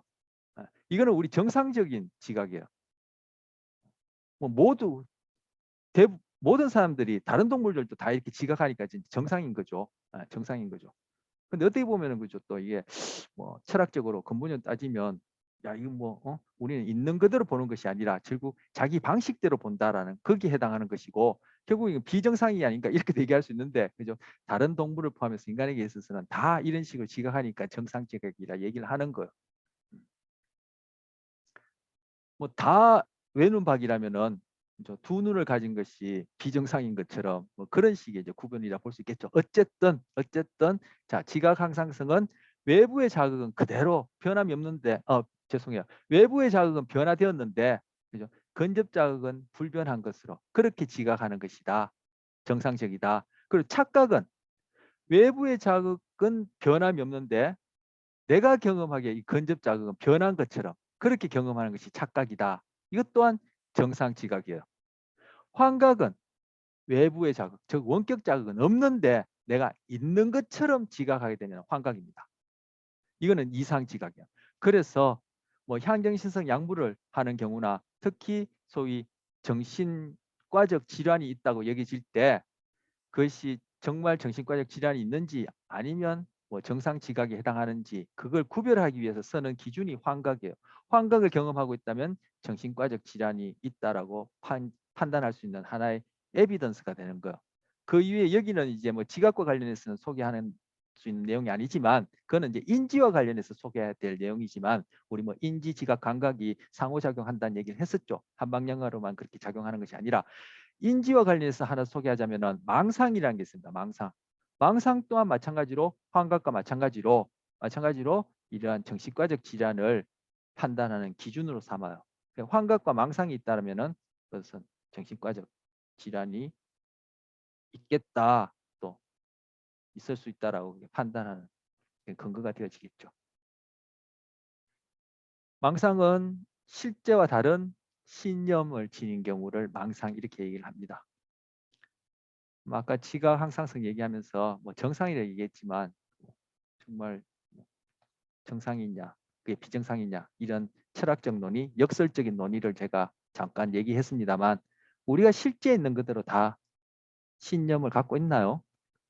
아까 탈무드 얘기를 하면서 우리 있는 그대로 보는 것이 아니라 자기 방식대로 본다. 즉 뇌의 방식대로 본다. 아니면 자기 시시각각 변한 자기 몸 상태를 토대로 해서 본다. 그래서 똑같은 음식인데도 맛있게 여기지거나 맛없게 여기지나 똑같은 사람인데도 엄청 좋았다가 싫었다가 그죠? 내 자신에 대해서도 그죠? 아주 그냥 자긍심이 있었다가 어떤 데는 좌절했다가 그죠? 교만했다가 왔다 갔다 하는 거. 결국 우리 몸 상태를 근거로 한다고 했는데 마찬가지로 나에 대한 신념이든 이 세상에 대한 외부 대상의 신념이든 그죠? 우리가 있는 그대로 실제 신념을 하나요?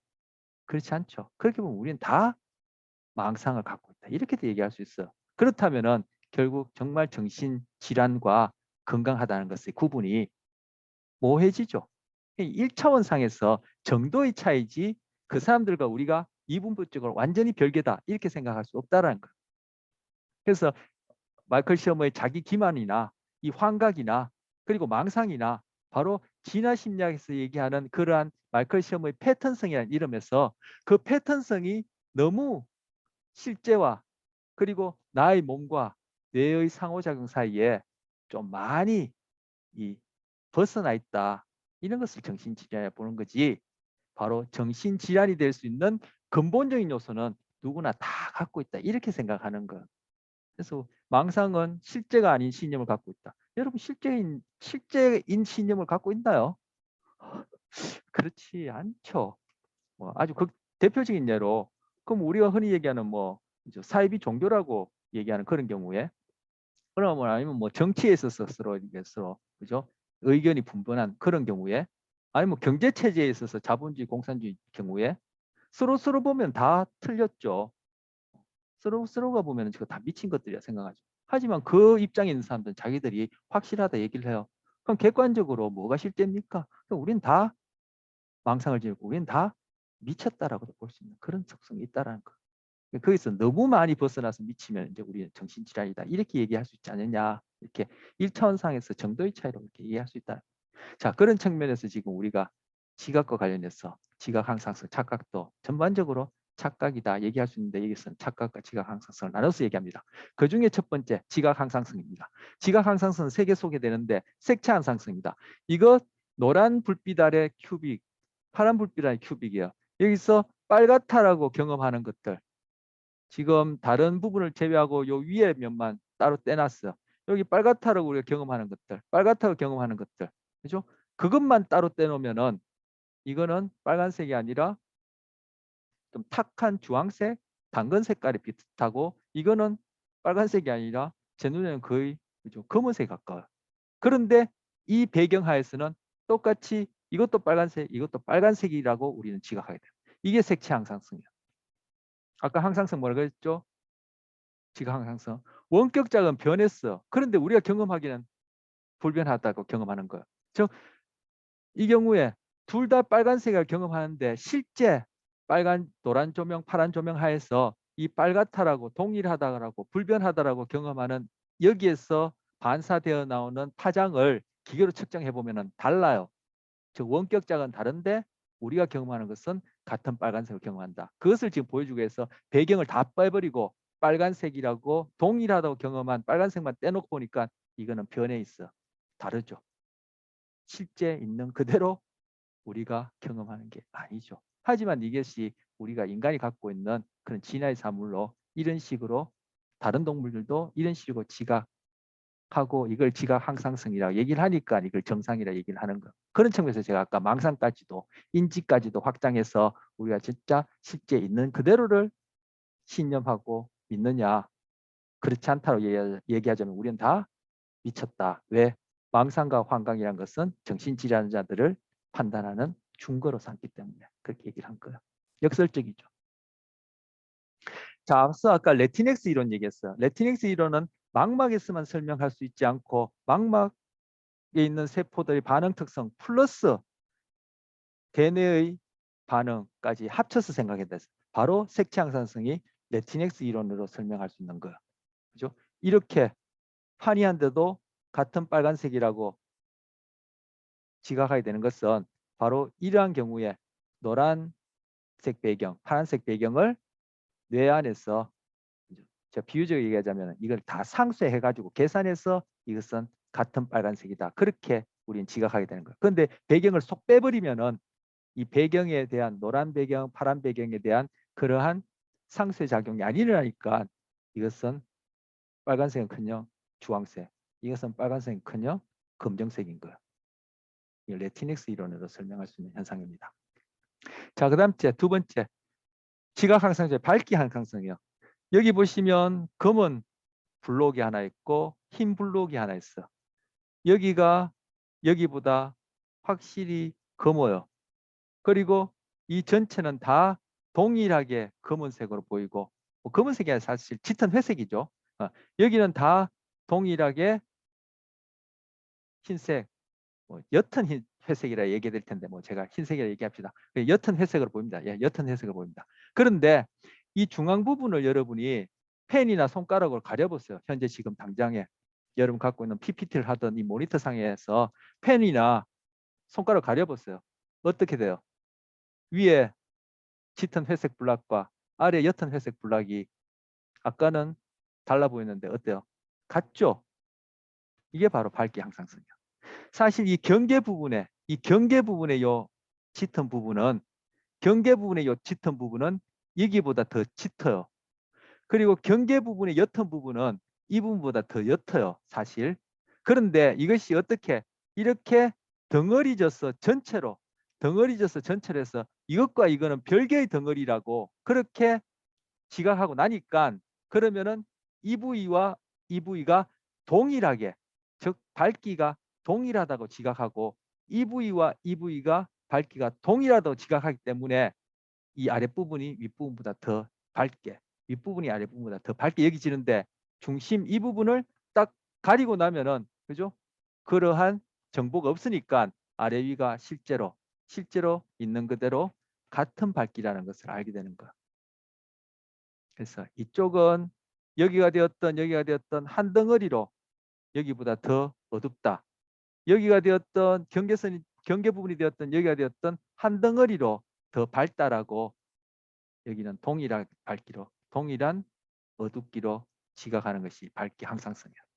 있는 그대로 보는 것이 아니라 우리는 다 맥락을 가지고 그죠?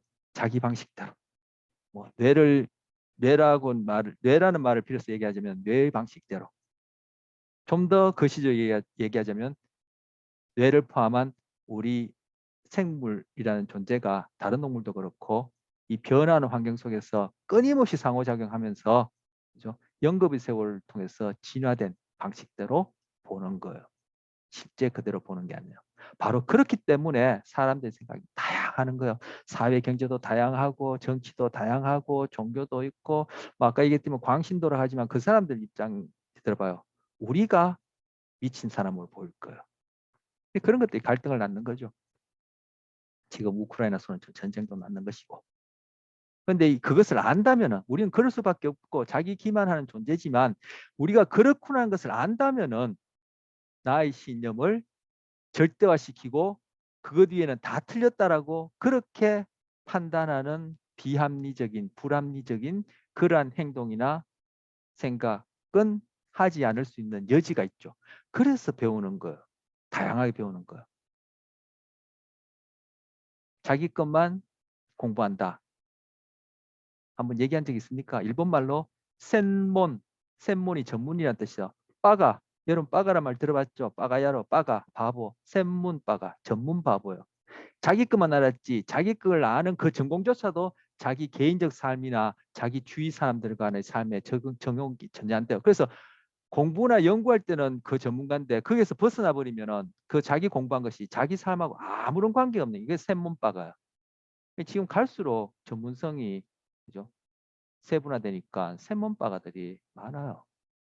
그래서 여러분이 전공이 무엇이 됐든 다양하게 공부해야지만이 자기 전공도 자기 삶에 적용하고 자기 전공도 다른 다양한 그런 관점에서 제대로 볼 수 있는 눈이 생기고 마찬가지로 인간을 이해할 때도 인간만 이해해서는専門바가처럼 그렇게 타당하지 않는 그런 결론을 갖고 실제와 다른 신념을 즉 망상을 갖게 되는 거예요.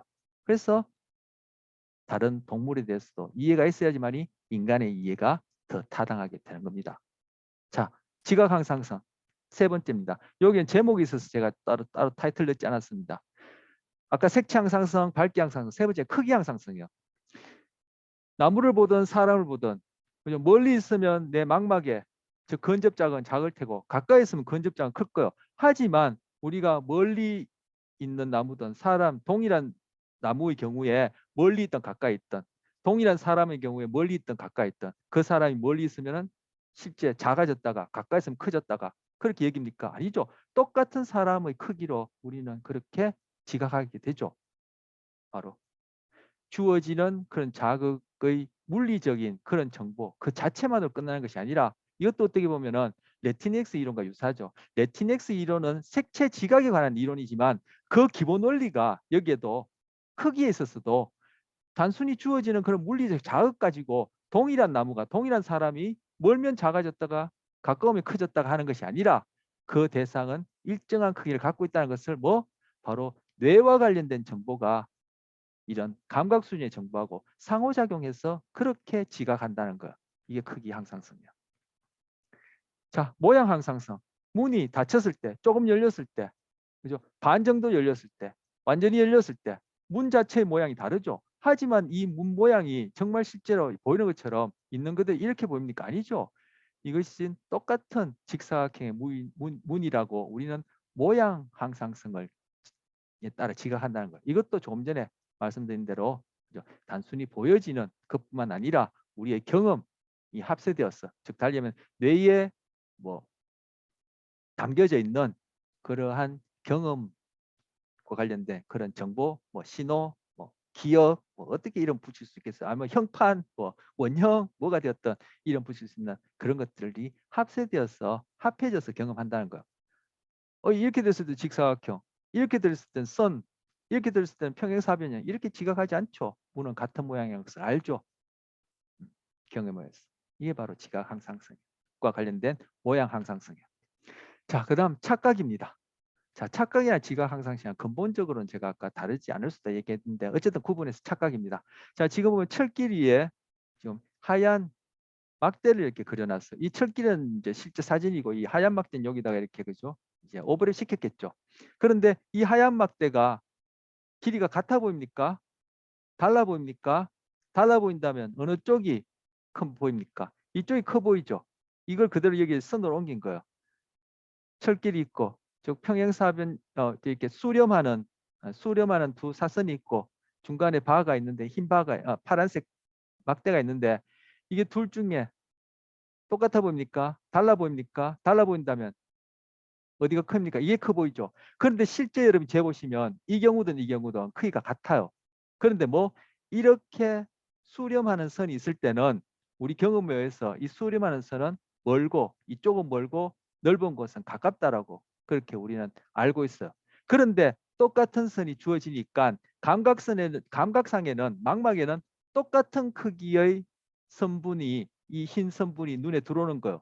그러면 멀리 있는데 감각상에 이것이 똑같은 물리적 자극이 들어온다면은 당연히 이 선분은 더 커야 된다는 것을 해석했어, 지각했어, 판단 추론했어. 뭐라고 불러야 될지 모르겠습니다만 우리가 흔히 쓰는 말로 그렇게 해서 지각하기 때문에 이게 더 커 보이게 착각이 일어나는 거야.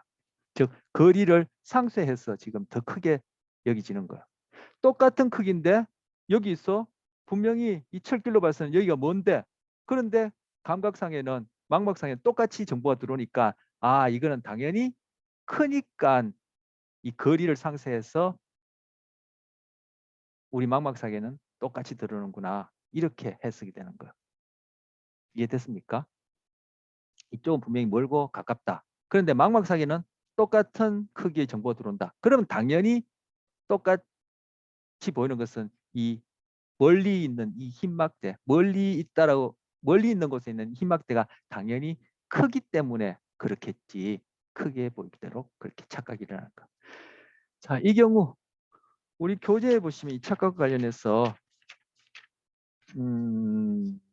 168쪽에 엄청 많이 있어. 거의 다 할 수 없고 그래서 지금 제가 두 가지만 C번 폰조 착시와 D번 뮬러 라이어 착시해서 요거 두 개만 지금 소개를 하는 겁니다. 자, 여기 보시면 중간에 이 선분 그리고 아래 위로 화살표가 이렇게 붙어 있어. 이 둘 중간에 이 선분 어느 쪽이 길어 보입니까? 같아 보입니까? 달라 보입니까? 달라 보인다면 어느 쪽이 길어 보입니까? 이쪽이 길어 보이죠. 그런데 실제 여러분 재보면은 이 중간에 있는 선분 길이가 똑같아요. 화살표 arrowhead 이 화살표가 어떠냐에 따라 그것이 착각을 일으키는 거예요. 자, 이 같은 경우에는 여기 나와 있는 식으로 이 건물에 튀어나온 모서리에 해당하는 선분들이에요. 이 같은 경우는 이 건물의 안쪽으로 저 멀리 있는 모서리에 해당하는 선분이에요.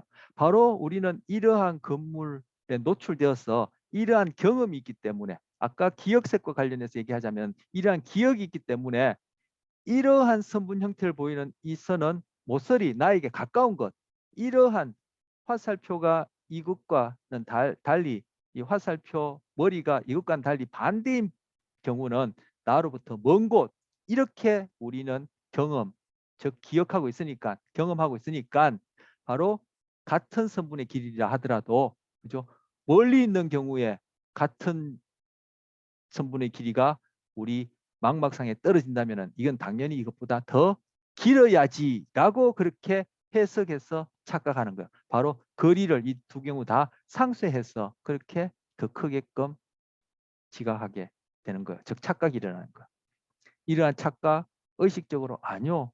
무의식적인 그런 수준에서 나도 모르는 사이에 부지불식간에 바로 장전된 총알과 방아쇠 당기기처럼 진화에 의해서 주어진 선천적인 요소와 우리가 부지불식간에 살아가면서 이러한 것들에 노출되어서 그 경험적인 요소가 무의식적 과정에서 처리되어 가지고 내가 의식할 수 있는 수준에서는 이것이 더 크다고 착각을 일으키고 이것이 더 크다고 착각을 일으키는 거예요.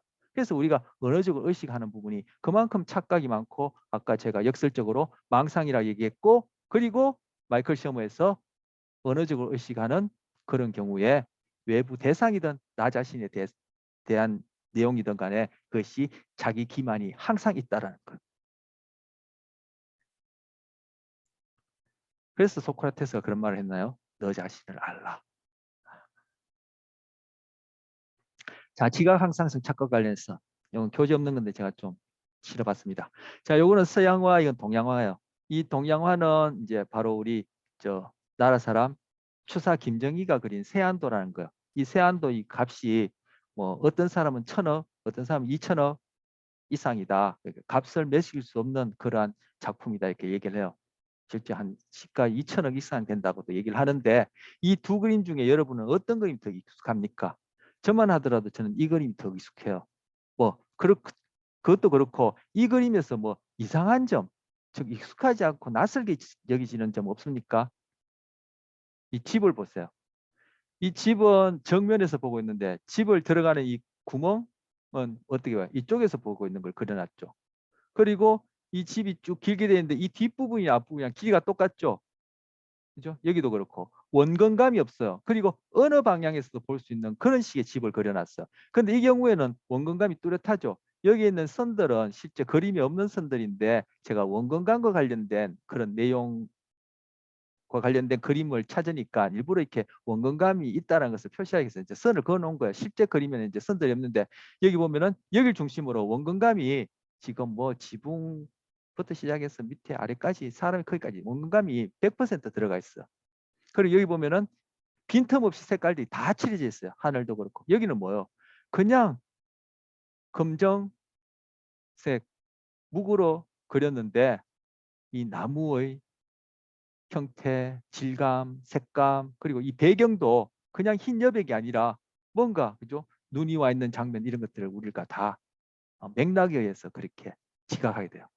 이것이 동양과 서양의 근본적인 차이예요. 하지만 우리는 이미 서양에 많이 물들여져 있어서 이 그림이 더 익숙하고 바로 지금 여기서 어느 방향에서도 볼 수 있는 이 그림에서 보여지는 이 집, 원근감이 없는 이 집이 오히려 낯설게 여겨지는 거예요. 우리가 그만큼 서양화됐다는 뜻이죠. 자, 이것이 바로 서양인들은 자기 입장에서 1인칭, I, 주어, 주체 입장에서 사람이 되었던 외부 환경이 되었던 다 객체로 그렇게 인식해요. 뭔가 그것을 잡아채듯이 포획하듯이 이렇게 인식하는 경향성이 있고 우리는 뭐 제3자 입장에서 3인칭 입장에서 그렇게 인식하는 경향이 있어요. 즉 지각하는 경향이 있어요.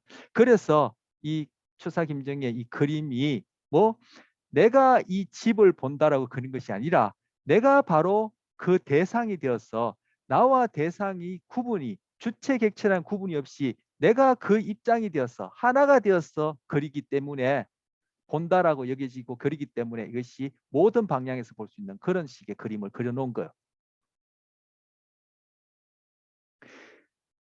영어 보시면 대표적으로 이제 서양인이 갖고 있는 어떤 지각과 관련해서 언어를 얘기하자면 영어를 보시면 I라는 대문자 2인칭, 3인칭은 문장의 순서에 따라 소문자, 대문자를 쓰는데 I라는 1인칭은 어느 위치에 있더라도 도치가 되더라도 항상 대문자예요. 그것이 바로 이 서양인들이 갖고 있는 인식 경향성이에요. 내가 주체고 다른 것들은 다 객체라서 내가 어떻게 인식하느냐에 달려있다. 이렇게 보는 거죠. 근데 지금까지 얘기 그렇지 않다는 걸 얘기를 하고 있죠. 그리고 부정의문문. 부정어로 묻는 영어로 부정의문문. 대답할 때 늘 헷갈리죠. 전 지금도 헷갈리는데 왜 그래요? 바로 우리는 부정의문문을 들었을 때 상대방 입장에서 답을 한단 말이에요.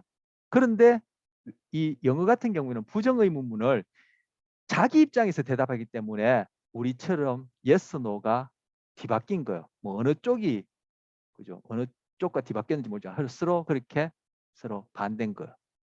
바로 이러한 후천적 경험이 지금 지각에 영향을 줘서 이런 착시를 낳을 수 있다는 거예요. 이런 문명화된 철길, 우리 빌딩 숲에서 사는 우리와 같은 이런 삶이 아니라 수평선의 끝이 어디고 지평선의 끝이 어딘지도 모르는 곳에서 사는 사람들은 이러한 착시 경험하지 않을 수 있어요. 우리는 태어나자마자 부지불식간에 직선으로 이어진 빌딩숲에 살고 이러한 철길들에 노출되어 있기 때문에 내가 의식하지 못한 사이에 그것이 나의 지각에 영향을 줘서 장전철총화가 방아쇠처럼 영향을 줘서 부지불식간에 이러한 무의식적인 착각이 일어나는데 광활한 평원에 끝도 없고 좌우도 없고 아래 위도 없을 만큼 그 넓은 평원에 살았던 사람, 소위 빌딩 숲에 살지 않았던 사람은 이러한 착시 경험을 안 할 수 있어요. 제가 그걸 얘기를 하기 위해서 지금 동서양의 경험상의 차이, 그리고 동서양의 언어상의 차이, 그네들이 대상과 자기 자신을 보는 차이를 얘기를 했고, 이러한 차이가 왜 나타나는지 바로 서양인들의 먹고 사는 문제, 동양인들의 먹고 사는 문제에서부터 출발했다고 이렇게 생각하고 설명하는 것이 있는데, 이것이 바로 문화심리학 안에서도 바로 진화론적 입장에서 설명하는 발생 문화 인류학이라는 것을 설명하는 방식이에요. 어떤 식으로 얘기하냐면은 서양인들은 주로 먹고 사는 일을 사냥, 전쟁 또는 도적질, 해적질 이런 걸로 주로 먹고 살았단 말이에요. 그네들 넓은 평야가 없어서 그렇게 작게 도시국가를 이루어서 전쟁하면서 그런 것들로 먹고 살았다 말해요. 훔친다든지. 그런데 우리 동양은 소위 한자 문화권에 해당하는 우리 동양은 광활한 넓은 땅에 많은 사람들이 모여가지고 1년 내내 서로 상호작용하면서 기르고 1년 동안 기다렸다가 먹고 하는 농업을 했기 때문에 이렇게 소위 서양과는 다른 이러한 지각 경향성이 생겼다는 거. 부지불식간에 장전된 총알과 방아쇠 당기기 위해서 이러한 지각에 영향을 미치고 그것이 이러한 착각을 낳는다는 거예요. 이러한 문명에 접해보지 못한 사람은 이런 착각이 안 생기겠죠. 자, 이 경우 또 착각입니다. 이것도 교재 168쪽에 그림 4-15에 나와 있습니다. 여기 보시면 중간에 있는 이 원 같아 보입니까? 달라 보입니까? 달라 보인다면 어느 쪽이 크고 작아 보입니까? 이쪽이 커 보이죠? 바로 우리가 의식하는 것. 제가 우리가 의식하고 사고하고 생각하고 경험하는 것들은 다 언어적이라 했죠. 소위 언어적 의식. 즉 내가 소위 무의식에 대응해서 의식적으로 의식한다는 그런 경우에는 그것이 실제 있는 그대로 보는 것이 아니라 자기 방식대로 본다. 즉 착각을 일으키다고 했는데 지금 여기서 보면은 바로 중간에 있는 원이 이게 커 보이는 것은 우리가 의식상에 그렇다는 거. 왜? 이 주변에 있는 원의 크기가 다르기 때문에. 그런데 이 원에 해당하는 이것을 손가락으로 이렇게 짚어보라 하면은 도미노를 가지고 이런 식으로 또 이렇게 실제 이렇게 바닥에 놓고 해볼 수 있어요. 그러면 중간에 있는 것이 훨씬 커 보여요. 그러면 중간에 있는 그 원에 해당하는 도미노를 또는 도형을 짚어보라. 아니면 이 그림상에서도 이 짚어보라 하면은 이 손가락은 이쪽이 되었던 중간 원을 짚을 때 그죠? 이 손가락 크기는 처음부터 똑같이 시작해요. 그래서 똑같이 가요. 이게 작아 보이니까 작게 시작했다가 크게 가거나 이게 커 보이니까 크게 시작했다 작게 가는 식으로 이 손가락의 크기가 이 너비가 변하지 않고 우리의 몸을 바탕으로 한 그러한 행동 반응은 그죠? 지금 의식 수준에서의 착각이 일어나서 이게 더 크게 보이는 것처럼 크기에 그렇처럼 반응하지 않고 손가락의 크기 즉 반응은 두 경우 다 똑같이 손가락의 크기가 벌어져서 짚게 돼요. 바로 행동과 내가 의식적으로 안다는 것 사이에 차이를 보여주는 것이고 바로 이것이 크기 대조 착시. 우리 교재에서는 에빙하우스 착시라는데 크기 대조 착시에 해당하는 것. 이 내용 앞서 봤던 리벳의 자유의지 실험. 소위 의지, 자유의지라고 얘기하는 그렇게 이름을 붙인 그러한 내가 자각하는 것과 실제 행동하는 사이에 차이를 보여주는 것이고 그것이 인과관계가 아니라는 것을 보여주는 것과 그것도 상통하는 거예요. 우리 몸은 속지 않아요. 그래서 행동주의가 행동을 보자는 것이 그런 의미가 있는 거예요. 자, 미안합니다. 제가 앞서 뭐 문화심리학이니 뭐 이런 것과 관련해서 설명이 많이 길었고 교재에 없는 내용들을 하는 바람에 시간이 지금 마칠 다 됐는데 남은 부분 조금 더 하겠습니다. 미안하지만 시간이 뭐 조금 오버될 것 같아요. 저희 지금 47분이라서 48분이라서 마칠 시간 가까운데, 자, 지각 능력에 대한 논쟁이에요. 이제까지 봤던 이러한 내용들 교재에 있는 거 다 포함시키지 못했지만 하여튼 우리가 뭔가를 보고 해석하고 판단하는 이 능력은 타고나는 것이냐 배우는 것이냐 선천적이냐 후천적이냐 그것을 논쟁하는 부분이에요. 예전에는 선천이다 후천이다 논쟁했는데 아까 제가 장전된 총알과 방아쇠 당기기처럼 또는 대부분의 진실은 양극단 사이에 있다라는 이러한 어떤 경구처럼 바로 선천과 후천이 상호작용해서 우리는 매 순간 현재 지각하고 경험하고 행동하고 건강하고 질병이 든다. 이렇게 설명할 수 있어요. 자, 지각 관련된 논제. 선천이냐 후천이냐. 지금 여기 보시면 갓난아이를 두고 갓난아이 여기 높여놓고 위에서 뭔가 보여주는데 이러한 이미지를 보여줬을 때 갓난아이가 얼굴에 더 오랫동안 응시하다는 거예요. 아까 제가 친숙성과 관련해서 얼굴을 어떻게 그렇게 계곡 그림에서 찾아낼 수 있느냐 얘기했을 때 갓난아이가 출생한 지 20분만 되더라도 다른 자극들보다 얼굴에 대해서 더 민감하게 반응한다 했던 얘기가 지금 통하는 거예요. 바로 진화에서 선천적으로 우리는 얼굴에 반응하게끔 그러한 패턴성을 지니고 타고났다는 거예요. 자, 이 경우에 이 녀석 같은 경우 벌써 똘똘하죠. 그런데 지금 이제 사진이 없지만 제가 다르게 또 읽은 자료에 보면은 출생한 지 20분만 되더라도 어른이 이렇게 마주보고 입을 쭉 내밀면 입을 내밀고 입을 벌리면 입을 벌리고 혀를 내밀면 혀를 내밀면서 이렇게 모방 행동이 나타난다는 거예요. 이러한 모방 행동을 가지고 우리는 공감을 하게 된다라고 얘기하는 것이 바로 3장에서 얘기하고 있는 거울유런 얘기예요. 우리 이 거울유런 부분은 운동과 관련된 부분이고 우리가 진도 때문에 생략을 했는데 3장의 108쪽에 보면은 거울유런이라고 해서 한 페이지, 두 페이지, 세 페이지, 네 페이지 정도 소개되고 있는데 여기에 보면은 지금 얘기할 거울유런의 기능에 대해서 상세하게 얘기하고 있어요. 자, 지금 하고 있는 내용은 지각에 대한 능력이에요. 이렇게 얼굴을 알아보는 선천적인 능력이 있고 이렇게 행동을 따라하는 이러한 지각 능력이 어떻게 주어졌나는 거예요. 태어난 지 20분짜리가 20분 된 아이가 그죠? 그것이 얼굴이라는 걸 알고 지각할까요? 이렇게 입을 내밀고 입을 벌리고 혀를 내밀고 웃거나 찡그리고 화난 표정을 알고 소위 여러분이나 저처럼 언어적으로 그게 의식하고 그것을 지각하고 행동을 이렇게 하게 될까요? 아니란 얘기죠. 다른 동물들도 갖고 있는 바로 진화에 의해서 주어진 그러한 행동 경향성 그리고 지각할 수 있는 그런 능력 때문에 가능하다는 걸 보여주는 거예요. 자, 이와 관련해서 동영상 또 하나 보겠습니다. 아파.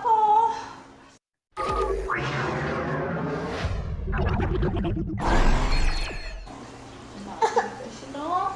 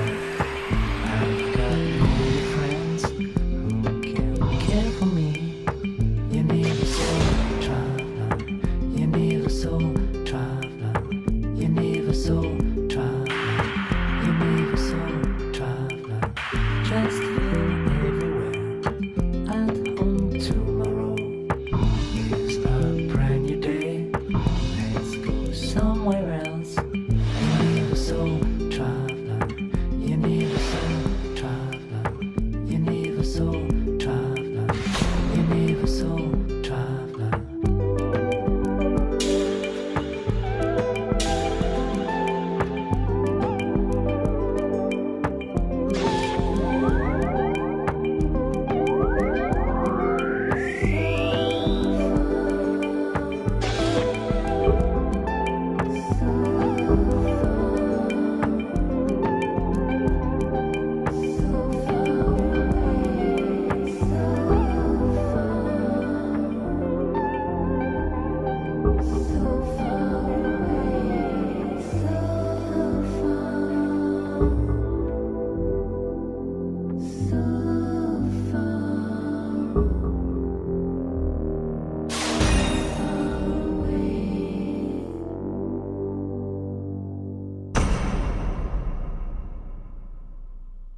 스스로 사이코패스라고 자처했습니다. 무려 7명의 목숨을 빼앗았으면서도 죄책감은커녕 웃음을 지으며 수사관들을 친구 대하듯 했다고 합니다.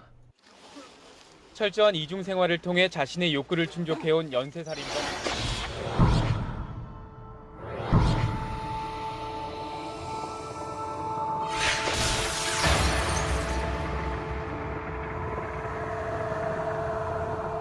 노르웨이 연쇄테러 용의자는 자신의 행위가 잔혹했지만 필요했다며 범행을 시인했습니다. 이 용의자는 또 2년 전부터 범행을 준비해왔던 것으로 확인됐습니다. 몇 년 전부터 인터넷에 자신의 주장이 담긴 성명을 올렸는데 바로 여기에 지난 2009년 가을부터 범행을 준비한 것으로 나타나 있습니다.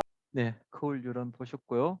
자, 그다음 이 시각 절벽 실험이라고 있는데 이거 뭐 기어다닐 정도 되면은 돌은 지나야 되겠죠?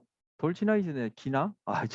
잘 기억이 정확하게 모르겠지만 지금 이 아이가 지금 어떻게 엄마가 부르는데 이렇게 여기까지만 오지 이리는 잘 안 온단 말이에요. 즉 높이 깊이 지각을 한다는 얘기예요. 지각하는 능력. 이거 어떻게 주어졌냐? 바로 선천과 후천의 상호작용. 즉 장년된 총어가 방아쇠 당기기를 비유하는 그런 형태에서 이러한 높이 지각을 하게 되어서 여기에는 엄마가 부름에도 불구하고 더 안 온다라는 거.